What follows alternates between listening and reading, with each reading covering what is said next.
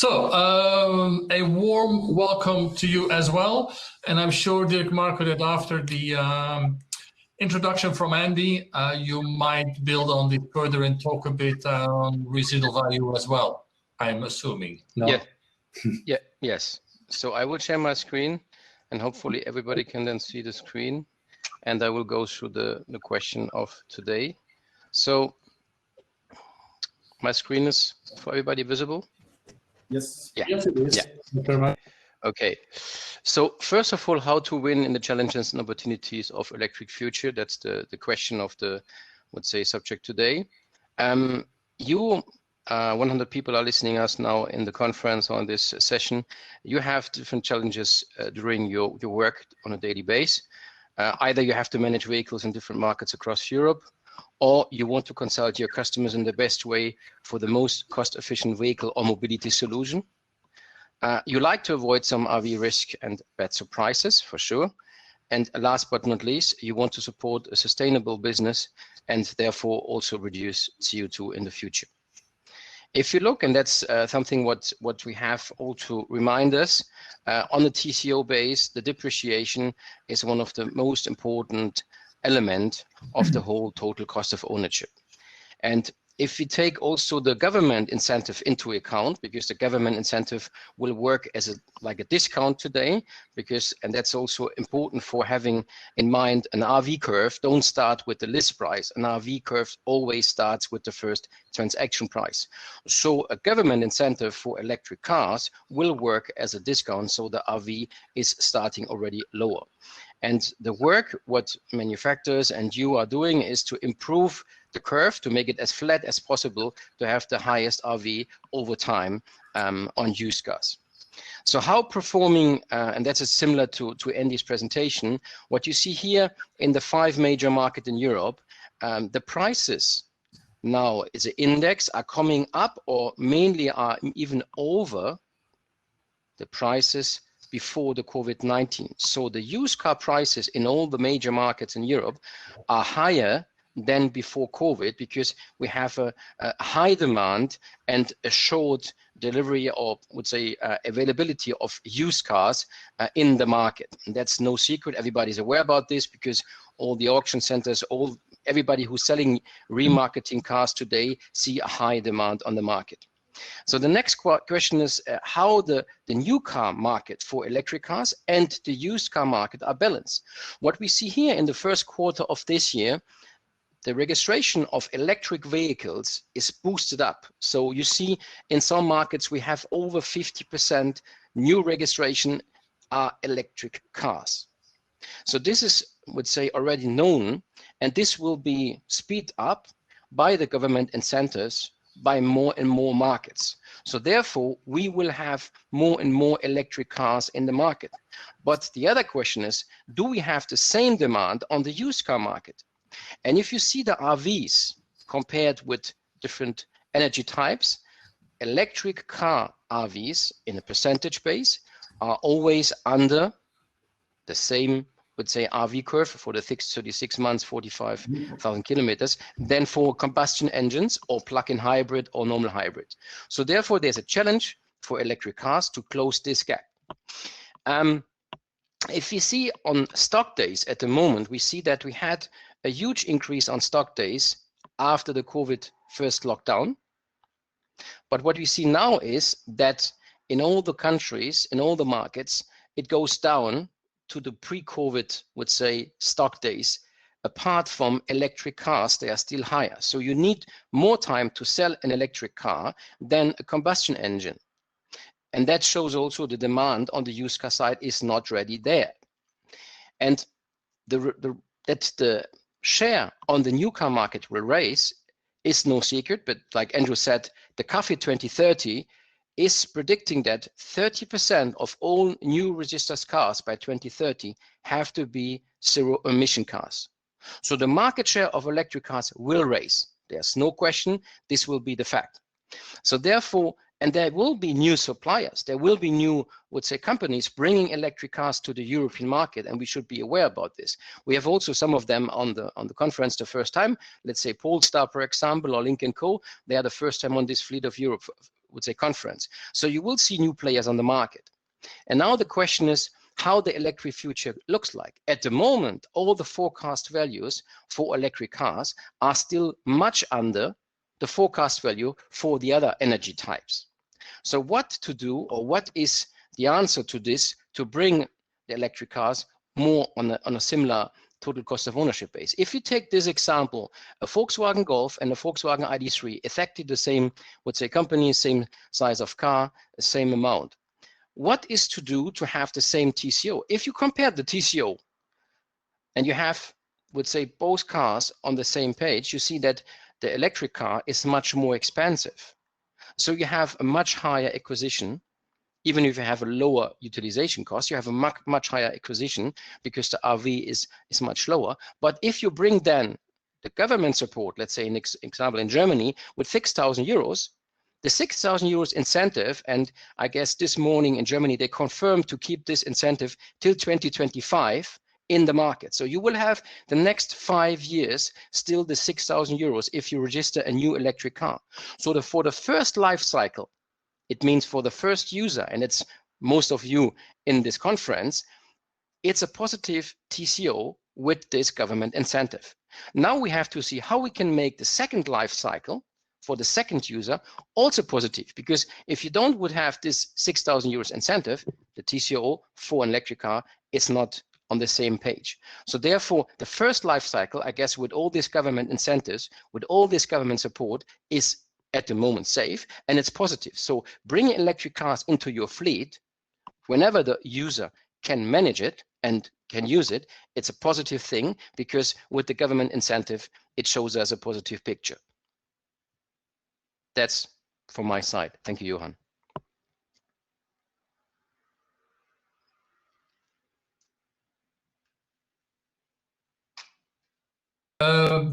Marco, I don't know if you see the chat or the question, but there was a question of the price of a used electric vehicle.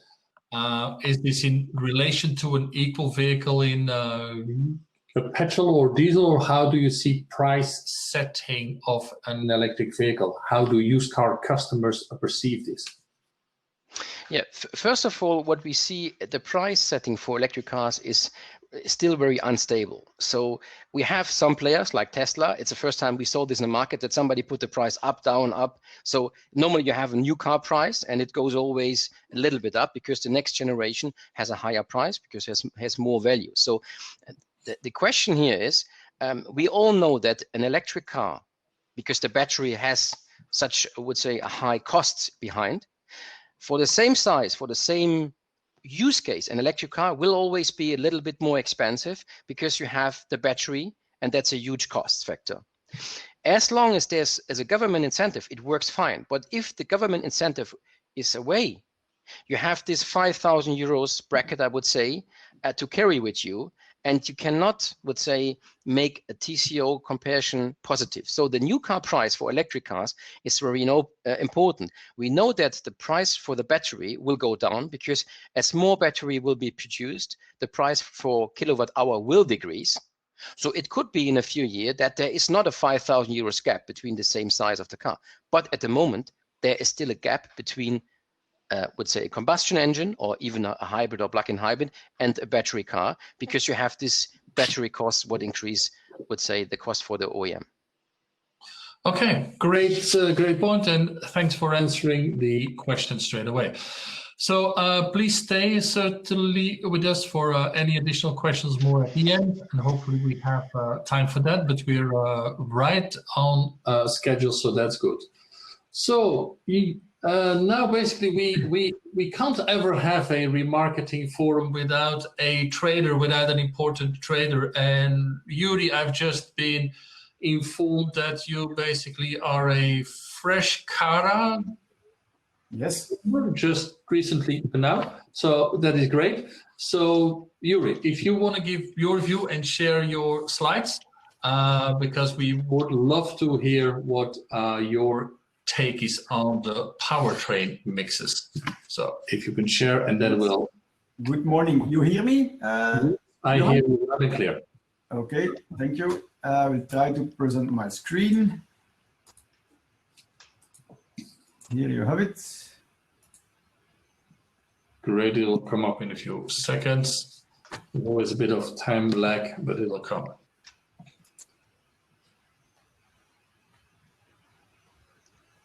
Nope. One moment.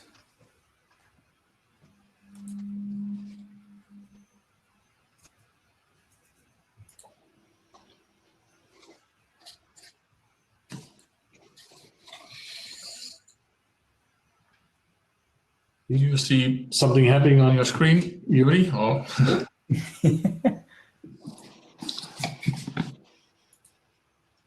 If you want, we can always go from here if you prefer.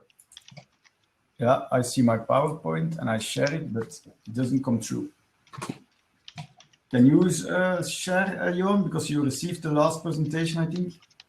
Yes, I can. I will do right now. So this is the backup that we'll use.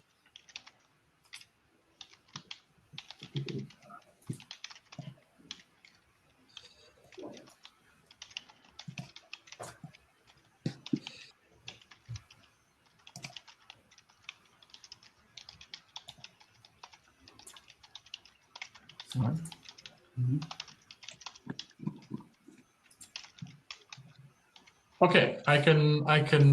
It's on the screen now, I believe. So if you want, you can start. Okay. So good morning, everybody. So because of most of the attendees will not know me or my company, I will give you a very brief presentation. I'm the co-founder and CEO of CarConnex, an independent car importer that buys and sells new and buyback cars in Europe, but since 2016 also outside of the EU. We are based in Tienen, Belgium. And in the beginning, we started with buying and selling ex-leasing cars from the leasing companies. And we had to change this business model in 2007 because the competition from the well-known auction companies became too important. As mentioned earlier, we started in 2016 with our global expansion, and we set ourselves a goal to develop a new country every year. In 2018, we had 100,000 vehicles sold since 2008. So let's say about 10,000 cars a year. 5 years ago, 80% of our sold cars were 0 kilometer, new cars, and only 20% was buyback. The last years, it became 50-50 and will be more important. The buyback cars will be more important in the future. I will come back to this later. Our strategy until 2025 is mostly based on digitalization. And whoever is interested in this topic is welcome to contact me after the session. So like Johan said, I'm very happy that Johan invited me to speak about the market from another perspective. Most of the people here online, they are focusing on the fleet customer, and they are predicting how a final customer should react within 6 months or within 4 years when they will buy this car. Therefore, you guys are using a lot of data. I'm focusing together with my clients on the final buyer, how he or she reacts, how he feels the market. My input will not be based on figures, but only on experiences. And I'm not telling now that numbers are not important, because they are, but a good mix between the two is better. It's like in the online world today. It works the best when there is a mix between digital and physical. That's what we call today phygital. That's also the reason why I accepted this invitation. And now to start with the Powertrain Mixes, I will give you a brief overview of today's possibilities in powertrains, but everybody will know them. For a few years, petrol cars were the standard, let's say for the last 3 years, when they took over the place from diesel. It changed from diesel into petrol. Diesel will still be suitable for a few people. It will not disappear. They will have clients always, and because they will be harder to find than before, it will become a niche. Hybrid, in whatever combination with petrol or diesel, will be the new standard and will be very important to lower the CO2 emissions for the manufacturers. The technology will evolve very fast. EV is very popular when they are supported by an incentive, like Dirk Marco also explained in the previous presentation. But this incentive is mostly when the cars are new, and in most countries also for companies. The future here is hard to predict because incentives are very uncertain. Technology will also evolve very fast in terms of range, and that will be required to attract more customers, but it will also affect the residual value very strong in the next months and years. So we have to be very careful to calculate the TCOs of these EVs, like also explained by Dirk Marco, because they are based on incentives. So this is not the real world and only temporary. An EV can be very attractive when supported by an incentive, but also completely unattractive when they are not supported anymore. Yes, Johan, you can go to the next one. Regional approach. My job since 17 years is to move big volume of cars all around the world. A lot of them were new, or like we call it, 0-kilometer cars. We bought them in one country. They gave the car a day registration to push the numbers in that country and sold it to me at a very good discount. I was able to sell these cars in another country at a very good value for money for the final customers. And the most interesting part for my supplier was that the cars left their market. With electric vehicles or EVs, this overstock in one country is more difficult to solve because giving the car a day registration in one country takes the incentive away in another country where I sell the car. We see that a lot of companies, governments postponed their orders or cancelled their orders due to COVID. So there will become an overstock of EVs in every country that hardly can be exported because of the registrations. This will affect the residual values, but also the new prices will go down because there will be an overstock. Post-corona, we see that the private buyers are searching even more value for money than pre-corona. We think that a lot of these buyers will shift from new to second-hand cars. And this shift from new to buyback cars will bring another challenge to move the buyback cars from one country to another country at the lowest cost possible, and also to the country where the residual value will be the highest. Moving these cars from one country to another physically will be too expensive and too slow. Therefore, we, for example, are already adapting our business model to support this challenge and to give solutions to all manufacturers and leasing companies to move these cars. Being flexible for everybody here in this forum will be even more important.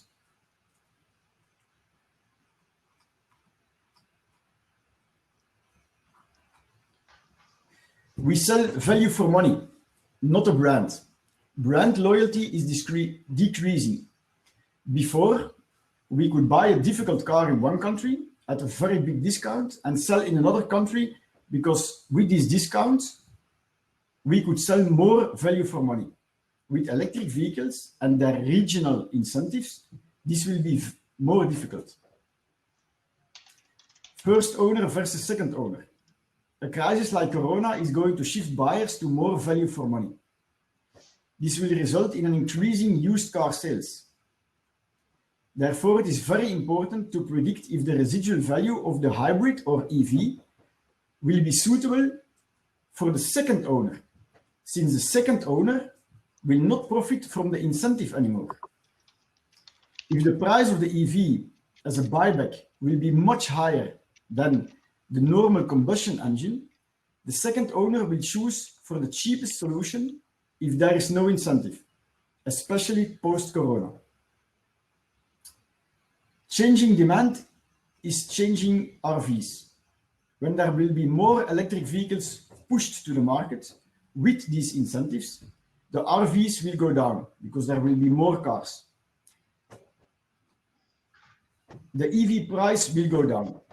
More and more manufacturers are producing EVs to compensate the CO2 penalties in Europe. But they hope also to keep the list prices very high because they are supported with these incentives. When the Chinese manufacturers, for example, Dirk Marco explained them a little bit in his presentation, when they will enter the European Union, they don't care about compensating CO2 and they will sell their EVs at a cheaper, so the EV price will go down. This is how we see the situation in 2021. Thank you very much for your attention, and I'm always available for questions or remarks. Thank you for your additional information here. And according to what's happening in the chat, I think it's a topic that creates a lot of interest, and also there's a lot of discussion going back and forth. So that's great.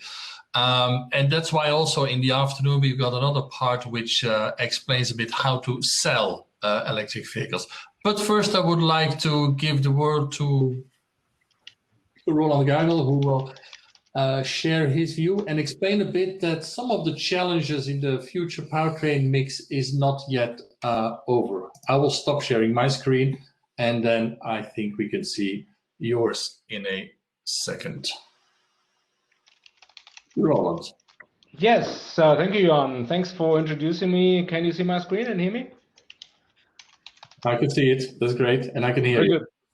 Thank you very much. Yeah, so I'm a very good presentation so far. You see me today in a new role talking a bit about the future of the powertrain mixes, and my view will go far beyond what we've seen in the previous presentations. I'll talk a little bit about what will be the landscape like when the cars that you're getting out for lease next year, maybe for 3-4 years, will come back in 3 or 4 years, and what will the market be like. My name is Roland Geimel. I'm a board member of Caro Europe, running the car data group of this association. And I'm recently joined TÜV Süd as a senior vice president for the automotive and the mobility industry. I'm responsible for the emission testing of TÜV Süd worldwide and also for the type approval business. I want to use the following couple of minutes. I talk to you. I want to talk a bit about what are the key challenges here in the future. And one of the key questions I think we all want to know, would we have another shock like Dieselgate? We know all this was a major shock to our business. Residual values slumped, and there was a major distortion of the market, and consequently we also had to change from diesel to petrol, and this is going on now with the electric revolution. So I think a shock like this that was driven by fraudulent activities, that is very unlikely. The car manufacturers have different systems in place now. The compliance is better checked on every level within the manufacturers itself, which is most important. From the authorities, from companies like us, our customers ask us, for example, to test more left and right, and it's much less likely that something happens. But, and this is the big but, and the but is actually worse than the initial message. The but is the diesel crisis has unleashed the regulatory beast. And this regulatory beast, we will never get back into the cave. It will have a major impact on the future. And we see that, I took one of the publications here from Transport and Environment. They on cars with internal combustion engine. And the example here, for example, is actually naming car brands, and I blacked it out for this. They're actually showing here, well, there are cars that in real life exceed the number of particles. Yeah, we're talking about the number of particles. You can't see the scale. It says 10 by 11. So we are counting particles in the emission, and they say these cars are exceeding the number of particles. So you see the internal combustion engines, the classical petrol and diesel engines, they will have heavy regulation, and this will increase the production cost of these cars massively. I mean, you're not talking about that's a couple of euros coming, I mean, Euro 6 already to some cars was already a 3 to sometimes 4-digit impact on the exhaust treatment. Euro 7 with what is to come on exhaust treatment for some engines, it will be close to impossible, because the focus moves on to new emission types that haven't been really regulated. And this is what I mean by the regulatory beast is out. They now look at ammonia, nitrous oxide, evaporation, formaldehyde, and these kind of things. And all these things are going to be regulated. And what's currently under discussion, and recently there was a couple of these things bubbling up in the media already. You might have read about this. It's going to be very strict, and the current, let's say, loopholes with the cold start and the maximum power on the autobahn, they will probably put a single limit on this. And this emission regulation will require the ICEs to have a much more complicated and a much more expensive exhaust treatment. After treatment, so you will see that cars will have maybe 2 SCR catalytic converter to reduce the NOx. You might see DPFs, maybe even 2. You will have in addition a trap for the nitrous oxide, and finally even a catalytic converter for some other components. So it can easily be that you double up the whole thing, because you need it on the hot side behind the engine and also on the bottom when you go under full load. This will very heavy hit the A segment and the B segment. I think with the Euro 6D temp or final, we saw that the diesel is basically dying out on the A and B segment. And probably the petrol engine will suffer the same because of this when Euro 7 will come. On the other side, the battery electric vehicle certainly is what the politicians right now are clearly favoring. I mean, we talked about all the incentives, and that will be the driver for the foreseeable futures. Dirk Marco mentioned it. Germany has decided to expand the up to 9,000 euros per car until 2025. I bought a car under this scheme. It makes pretty nice, decent battery cars competitive to a diesel and gasoline car, comparing the fact that the car is simply having the power of a sports car versus a gasoline car needs probably at least 100 or 150 horsepower more. The batteries will remain a major cost factor, and I know that it's not so easy to read the graphs, but you see when you see the orange, the red, the orange, and the yellow groups here, there is a big drop, or has been a big drop in the recent years. It's not going to be another huge drop anymore. You will see prices of a kilowatt hour on a module basis below 100 euro. But that means that a 50 kilowatts battery is about a 5,000 euro cost ticket for the OEMs. And that's more than a mid-sized powertrain, including all the transmission and the connection to the wheels. So this cost effect will stay there. And the only way how this can be made up is that the government.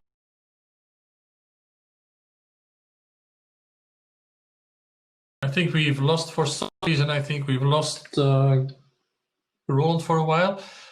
In the meantime, I would like to take a question until he's back and sharing his screen. Maybe Dirk Marco, can you take the question that you've seen on LCV, on light commercial vehicles?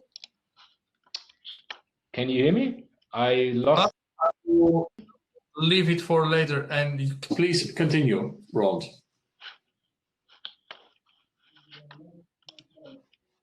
Yes, we can hear you. I don't know if you can still hear me. Yes, we can hear you. That's great. Am I still in? I hope so.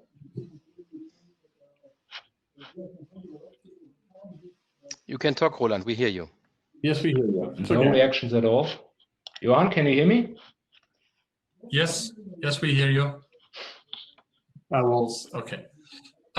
He's got a problem with his sound, I think. So maybe Dirk Marco. I'm not sure if I'm still in the conference, so I'll continue talking. Good.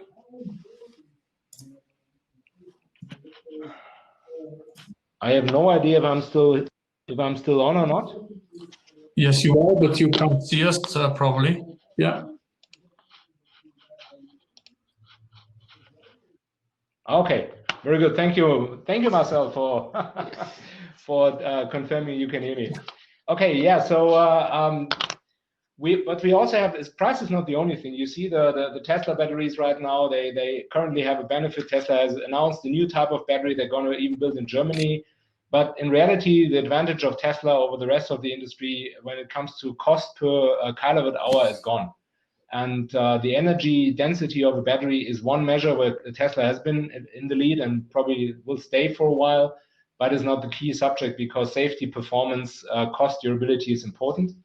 The battery footprint of rare earth metals, cobalt, and other things is heavily reducing right now. The batteries under test and in development right now are of new technologies. You have the NCM 811, which has much less cobalt in there already. And even on the recycling side, we see a lot of activities going to a lot of interest in the second life of batteries, and I think we'll talk about that later.